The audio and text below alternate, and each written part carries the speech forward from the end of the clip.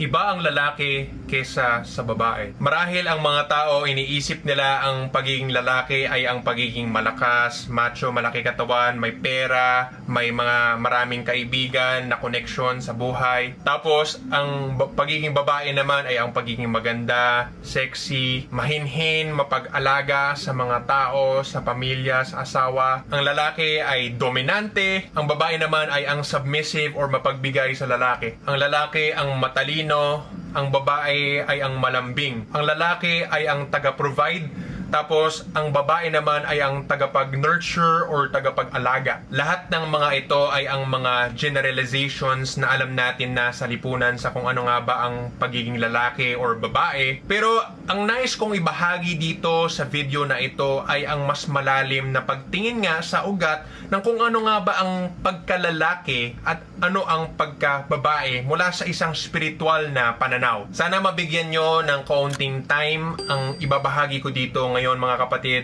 Ito lang ay introduction or pagpapakilala at marami pa akong ilalabas na mga video tungkol sa topic na ito kasi napakalalim talaga niya. Kapatid, kung nagustuhan mo ang video na ito at gusto mo ng mas detalyado at masinsinan na pag-aaral nga sa lahat ng mga tinuturo ko at maging katulad ko o di kaya ay mag-improve lang sa pangkalahatan sa self-improvement papuntang langit, sana makasali ka sa Sikihor Healer School.